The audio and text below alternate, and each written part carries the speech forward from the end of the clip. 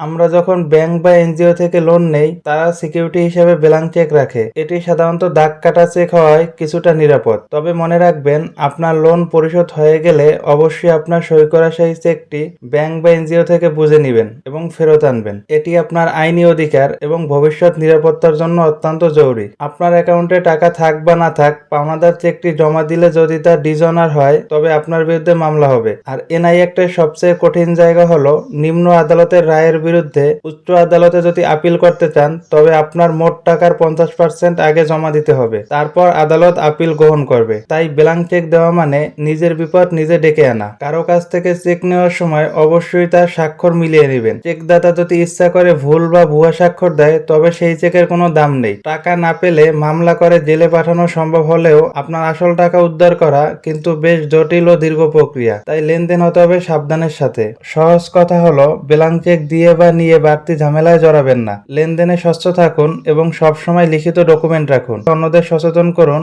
ধন্যবাদ।